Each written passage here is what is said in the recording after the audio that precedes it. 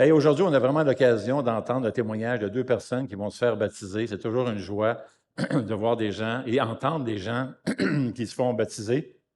Toujours édifiant de voir comment des gens sont venus au Seigneur Jésus-Christ, comment ils ont découvert le beau message de l'Évangile. Ce message de l'Évangile qui circule, qui se propage à travers le monde entier depuis l'époque du Nouveau Testament. Imaginez. Et l'apôtre Paul, c'est parce que c'est un message important, capital, salutaire même, comme disait Jésus qui nous confie cette mission de pouvoir répandre le beau message de l'Évangile. Et comme on voit dans le livre des Actes, Jésus est le seul nom sous le ciel par lequel on peut être sauvé. Donc, c'est majeur de répandre ce beau message de l'Évangile. Et une des personnes clés vraiment dans l'expansion et la distribution de l'Évangile à l'époque du Nouveau Testament est l'apôtre Paul. C'est une des personnes qui a voyagé plusieurs milliers de kilomètres pour répandre ce beau message de l'Évangile. On a eu l'occasion de le suivre à travers ses voyages, à travers les 20 premiers chapitres du livre des Actes, alors qu'il propage et qu'il implante des églises pour faire connaître le nom de Jésus-Christ.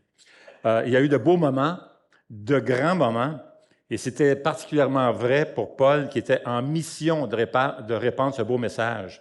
C'est un voyage qui a duré plus de 4 ans, de près de 5000 kilomètres, parfois à pied, parfois en bateau. Alors, qu'est-ce qui pouvait bien motiver l'apôtre Paul à se consacrer, à s'investir autant sa vie pour répandre ce beau message de l'Évangile? Il y avait deux choses, deux motivations. La première, c'était son amour pour les gens. Il voulait vraiment que les gens découvrent le beau message de Jésus-Christ. Paul a déjà fait plusieurs villes au cours de ses voyages missionnaires. Et on arrive à un moment où Paul veut retourner chez lui à Jérusalem.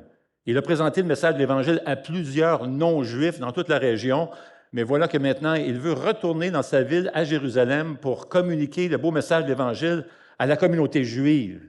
Les Juifs qui refusaient Jésus, qui ne voulaient rien savoir de Jésus-Christ, mais il les avait à cœur. Alors, il voulait vraiment retourner à Jérusalem, faire un dernier voyage ou aller retrouver sa ville pour leur répandre ce beau message de l'Évangile, malgré que ce sont les Juifs qui mettaient souvent des bâtons dans les roues au ministère de Paul.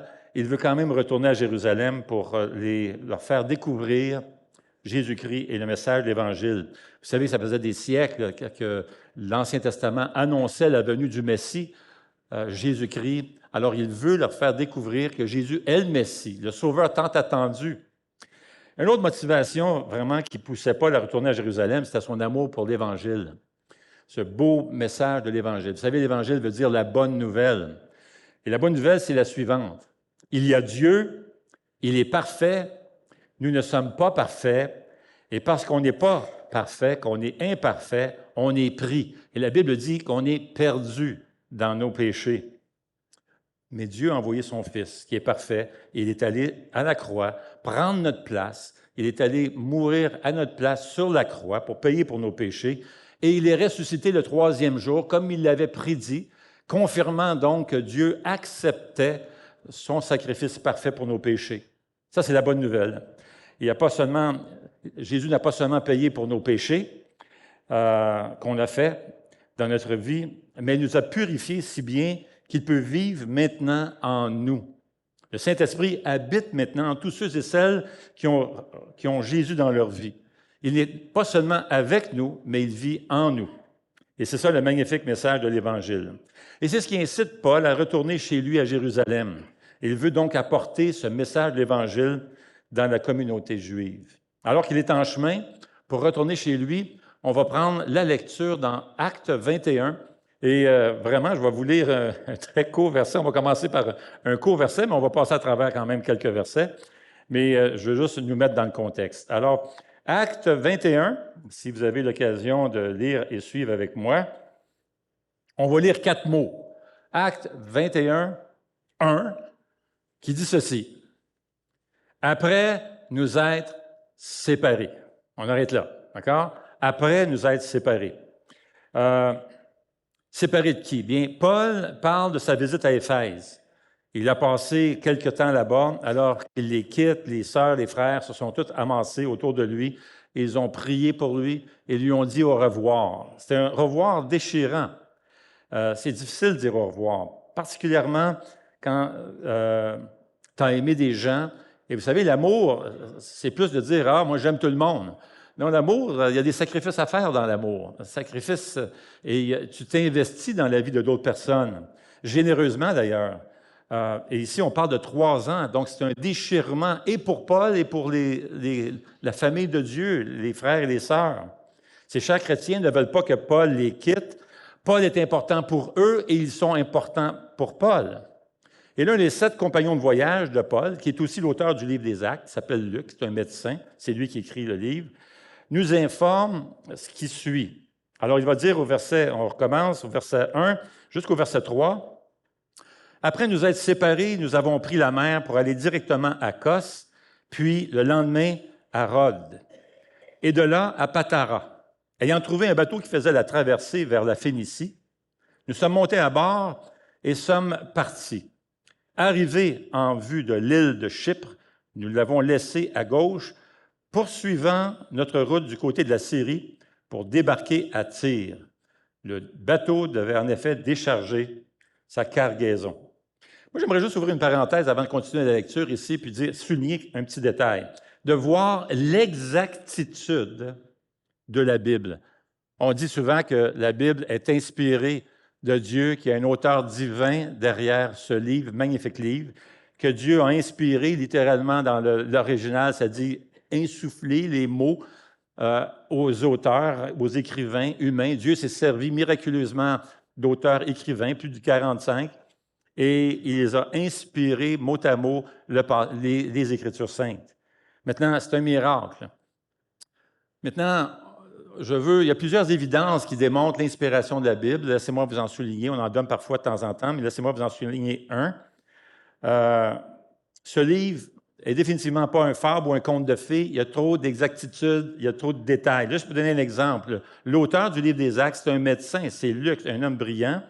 Alors qu'il est sur le bateau, alors qu'il fait ses voyages, alors qu'il est sur les sentiers, il prend des notes, écrit en détail le nom de chaque ville, et vraiment détaillé. Juste pour vous donner un exemple, à travers ses écrits, Luc donne le nom de 32 pays, il les nomme, il nomme 54 villes, 9 îles différentes, il nomme également le nom de 95 personnes, il donne le nom de leur position aussi qu'ils ont dans l'Empire romain. Alors, c'est des mots exacts, des mots tels que tu regardes en arrière, tu fouilles l'archéologie, c'est exactement les termes qu'on va retrouver dans les écrits de l'époque.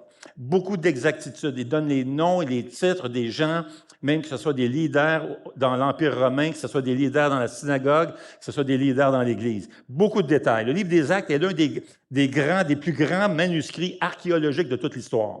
Si vous voulez retourner en arrière et cartographier le monde antique, vous pourriez commencer par le livre des Actes. Si vous voulez retourner, la façon dont Luc écrit sur un voyage qui est d'environ 240 kilomètres, il nomme les ports, les villes, les îles, tout ce qu'il rencontre en détail. Maintenant, continuons au verset 4 qui dit ceci. « Comme nous avons trouvé des disciples, nous sommes restés 7 jours avec eux. Poussés par le Saint-Esprit, les disciples disaient à Paul de ne pas monter à Jérusalem. Mais une fois les 7 jours passés, nous sommes repartis pour continuer notre route. » C'était des gens qui aimaient beaucoup l'apôtre Paul. C'était ses amis, c'était des gens qui vraiment, auxquels Paul s'était vraiment investi. Ce sont des enfants de Dieu, des hommes et des femmes de Dieu qui aiment le Seigneur Jésus. Ils veulent le bien de Paul. Et là, ils disent à Paul, « Paul, où est-ce que tu t'en vas? L'Esprit nous a dit ce qui t'attend là-bas à Jérusalem. Si tu te rends à Jérusalem, tu vas souffrir, tu vas te faire arrêter, ça va être difficile, ça va être de la persécution. Arrête ton voyage. On connaît ton cœur, mais tu dois changer ton plan. Tu ne peux pas te rendre là-bas à Jérusalem. Ce ne sera pas bon pour toi. Même si tu aimes ton peuple, même si tu aimes la bonne nouvelle de Jésus, ce n'est pas le temps d'aller à Jérusalem. » Continuons la lecture, verset 6. Puis, on peut recommencer au verset 5. Mais une fois les 7 jours passés, nous sommes repartis pour continuer notre route. Tous nous ont accompagnés avec leurs femmes et les enfants jusqu'à l'extérieur de la ville. Nous nous sommes agenouillés sur le rivage et avons prié. Puis après avoir prié, après avoir pris congé les uns des autres, nous sommes montés sur le bateau tandis qu'ils retournaient chez eux.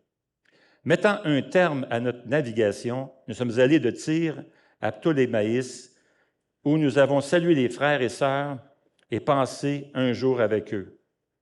Nous sommes repartis le lendemain pour Césarée. Là, nous sommes entrés chez Philippe, l'évangéliste, qui était l'un des 7, et nous avons logé chez lui. Il avait 4 filles vierges qui prophétisaient. Nous étions là depuis plusieurs jours lorsqu'un prophète du nom de Agabus est descendu de Judée et est venu nous trouver.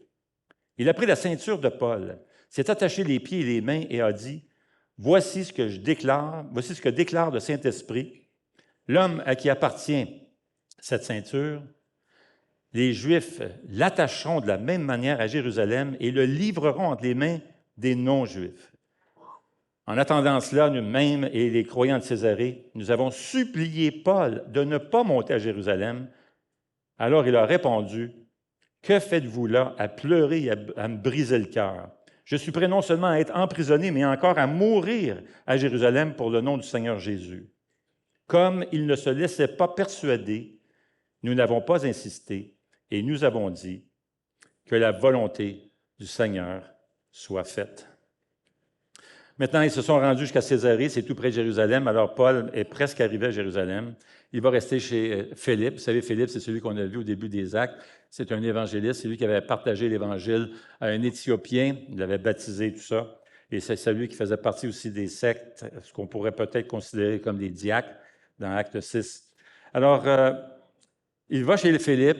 Il a 4 filles qui partagent la parole de Dieu. Elles sont prophètes. Elles prophétisent. Et là, après un certain temps, il y a un nom de Agabus qui va chez Philippe retrouver Paul et son équipe.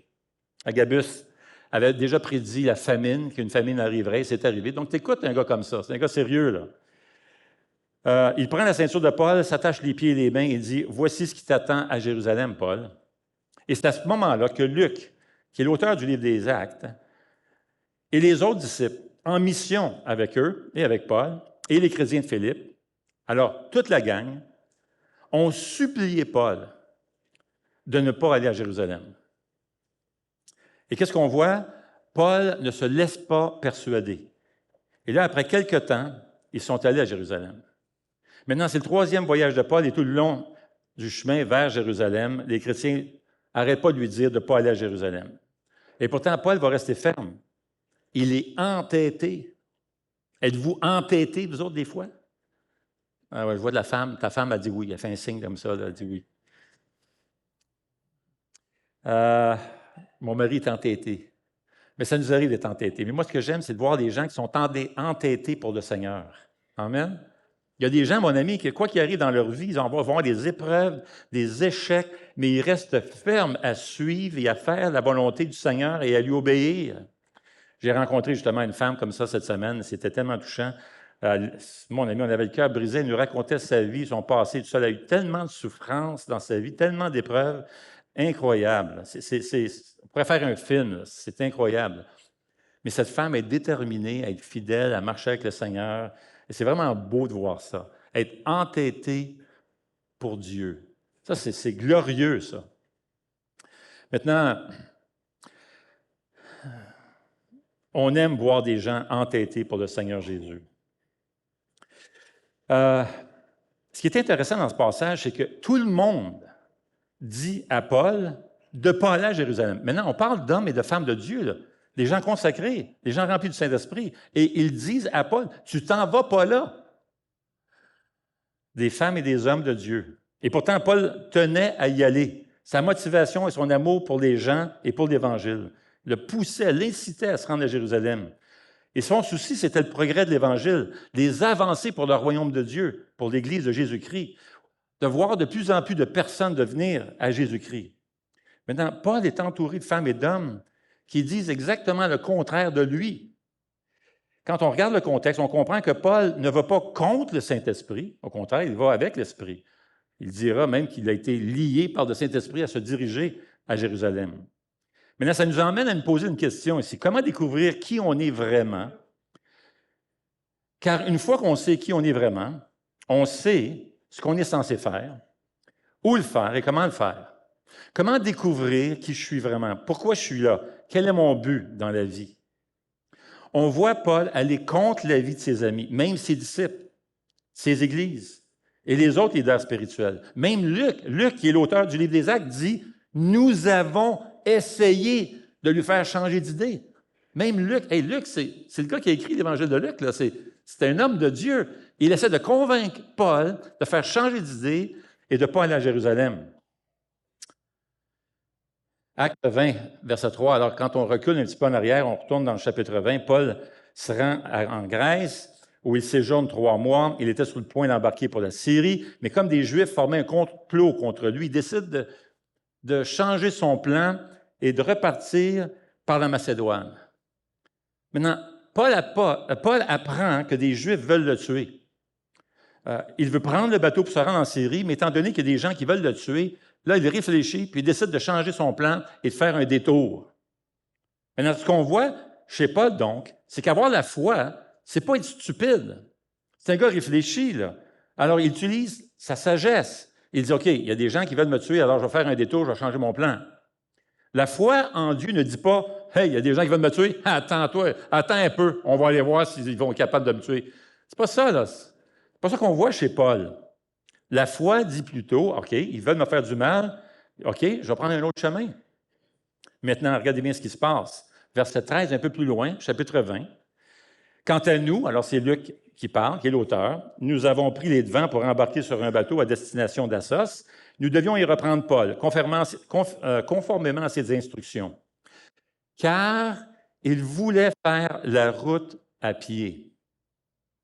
Lorsqu'il nous a rejoints à Assos, nous l'avons pris à bord et nous sommes allés à Mytilène. Maintenant, Paul décide de faire une bonne partie de son voyage à pied.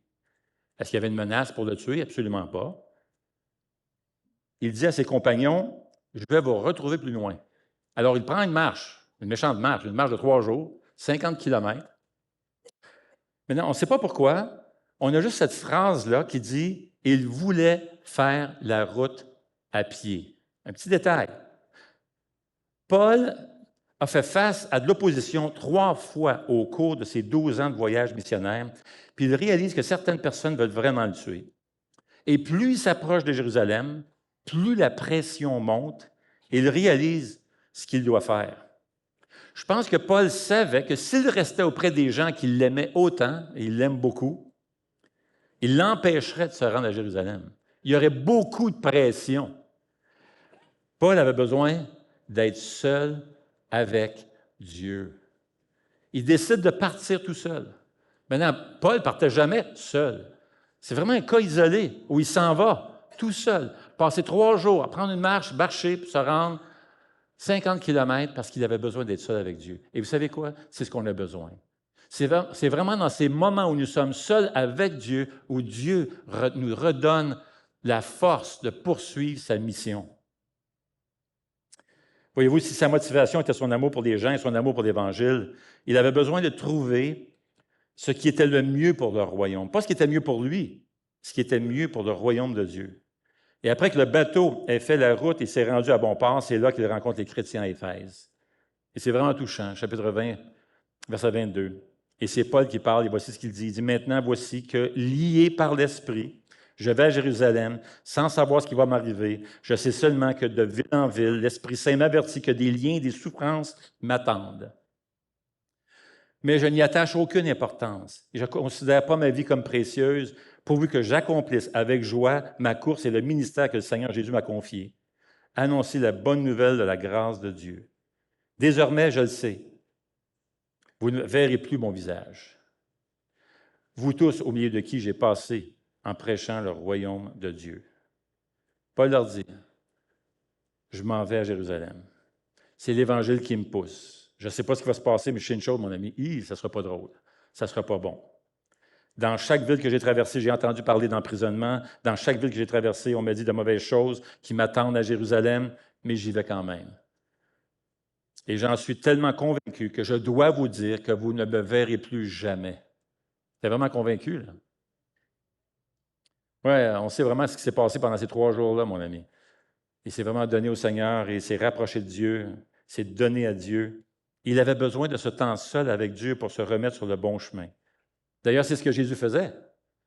Jésus, qu'est-ce qu'il a fait? Il a commencé son ministère dans Marc 1 et qu'est-ce qu'on voit? Il s'en va s'isoler, puis il s'en va prier tout seul. Il s'en va tout seul. À un moment donné, la foule arrive et tout ça s'approche. Alors les disciples vont voir Jésus, puis ils disent à Jésus, Jésus, c'est plein de monde qui t'attendent. C'est plein de gens là, qui attendent à la porte. Là, puis ils ont besoin, ils ont besoin de guérison, besoin de miracles et tout ça. Et vous savez ce que Jésus, après avoir prié, dit? Il dit, non, il dit, on va aller ailleurs. Quoi? Ailleurs? Jésus va dire, il y a des gens qui entendent le message de l'Évangile et on va aller ailleurs.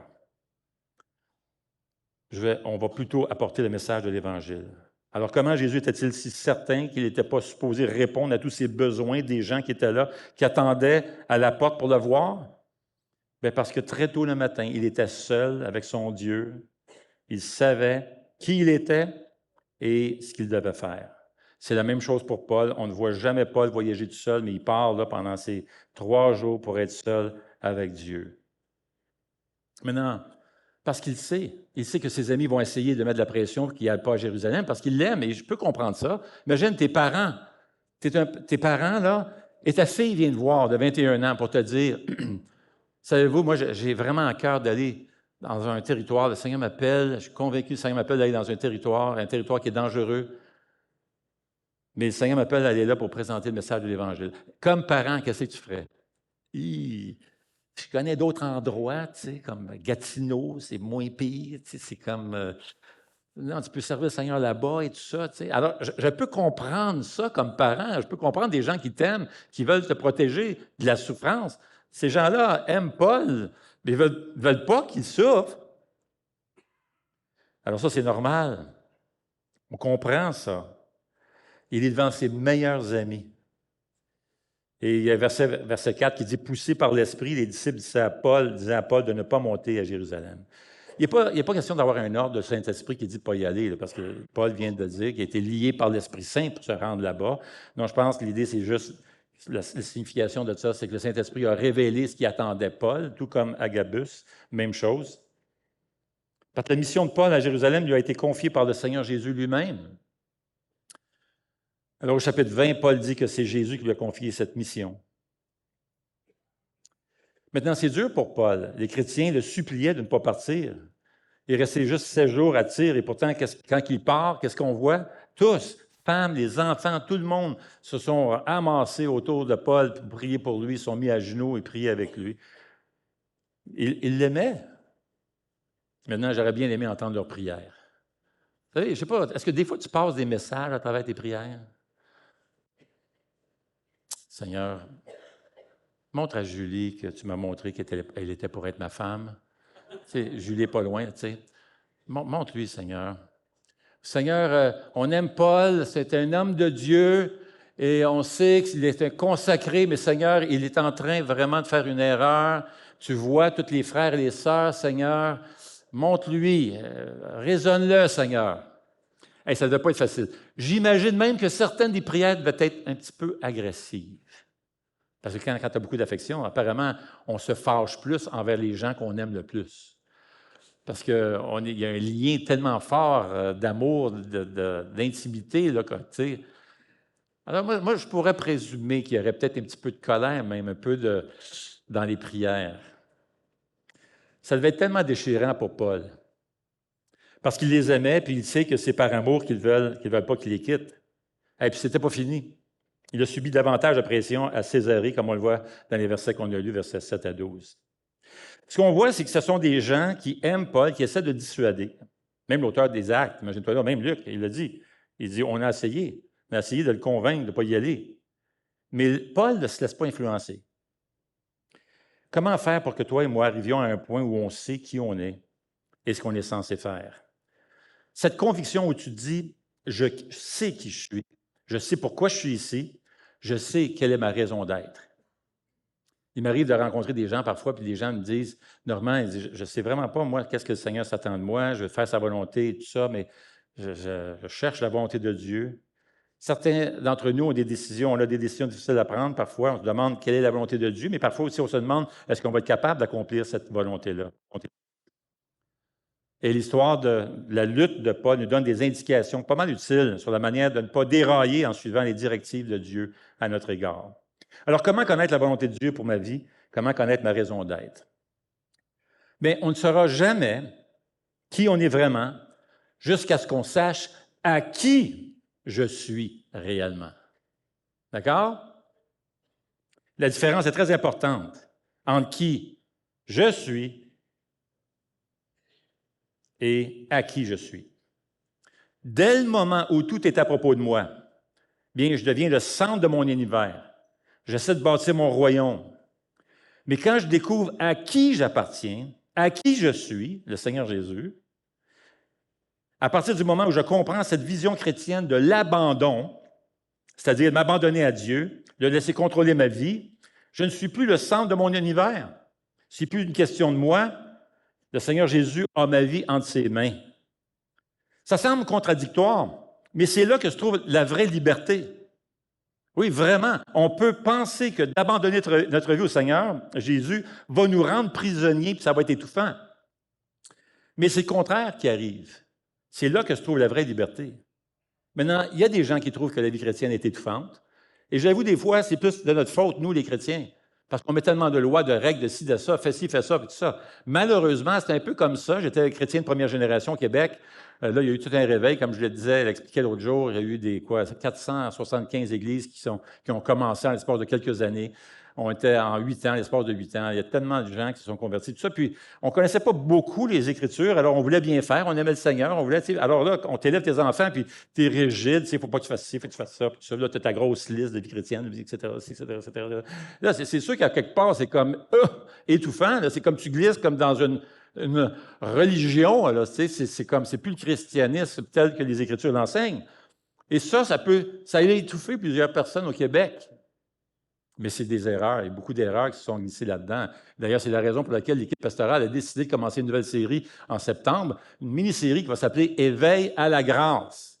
Parce qu'on veut justement essayer de corriger toutes ces choses-là, redécouvrir la grâce telle qu'elle est enseignée et révélée dans les Écritures saintes. Et on espère, et c'est notre prière, et je vous invite à prier pour ça, qu'à travers cette série, il y ait des guérisons.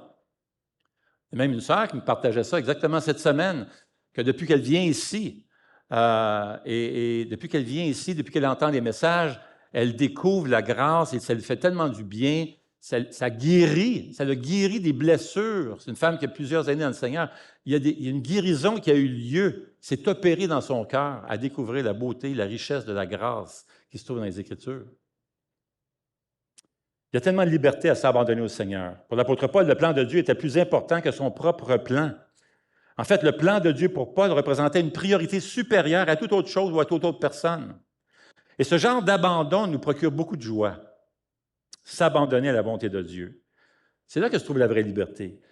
Car lorsque tu remets tout à Dieu, tu n'as plus vraiment la moindre raison d'entretenir d'inquiétude puisque c'est lui qui s'occupe de ta vie. Il a ta vie entre ses mains. Regarde Paul. Il sait qu'il va souffrir à Jérusalem, mais regarde son assurance.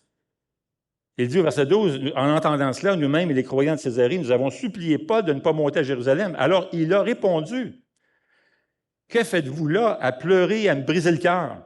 Je suis prêt non seulement à être emprisonné, mais encore à mourir à Jérusalem pour le nom du Seigneur Jésus. » Comme il ne se laissait pas persuader, nous n'avons pas insisté et nous avons dit que la volonté du Seigneur se fasse.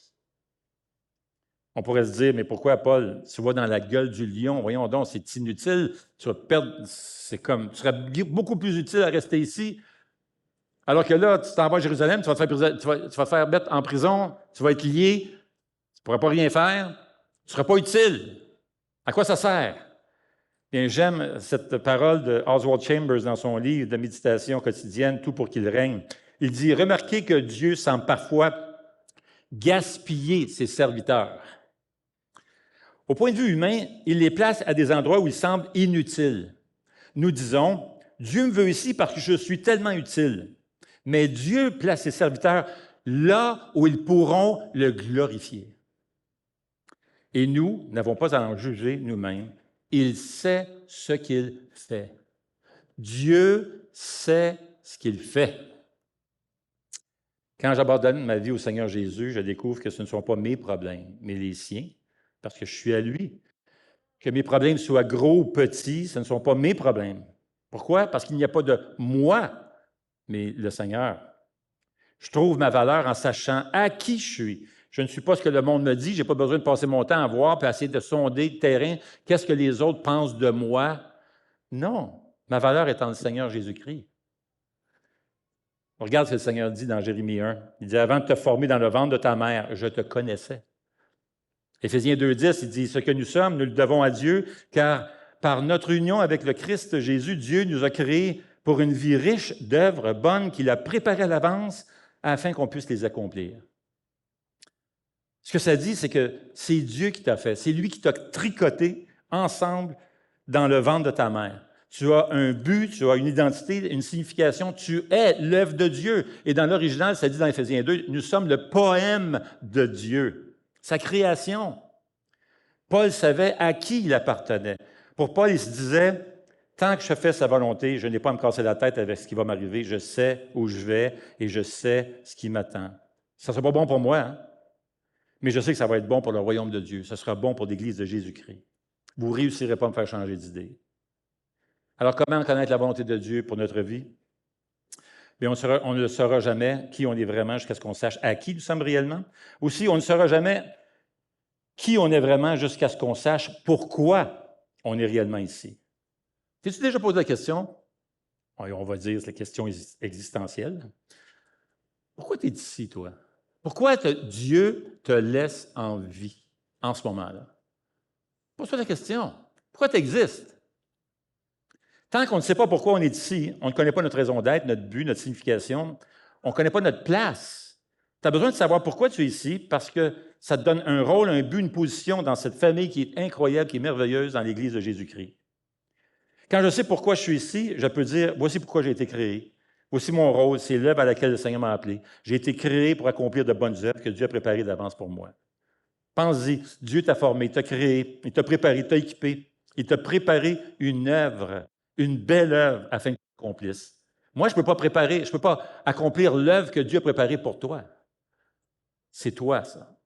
Il t'a donné des dons, des talents pour accomplir cette œuvre-là. Dieu nous a préparés pour assumer un rôle pour son royaume de Dieu.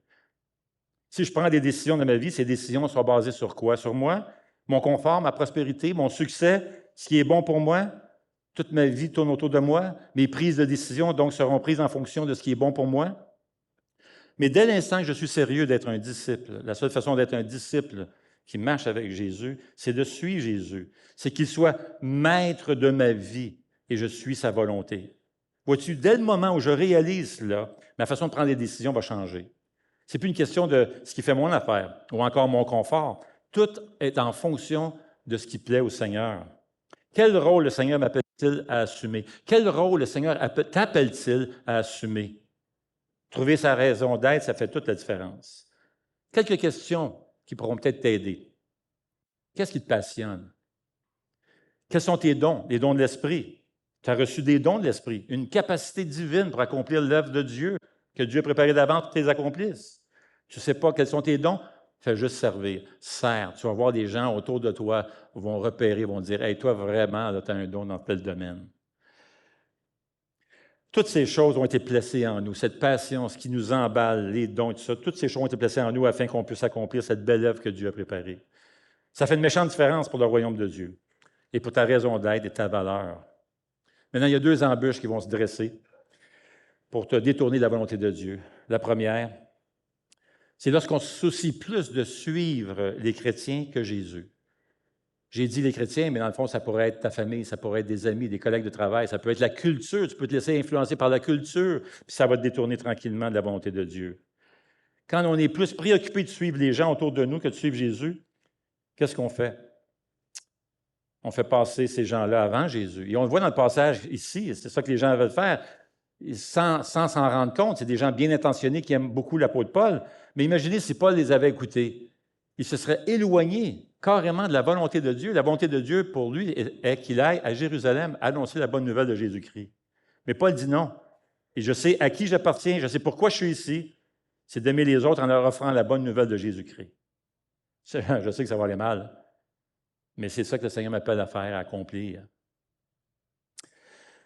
Une autre raison, c'est une autre embûche qui peut se dresser parfois.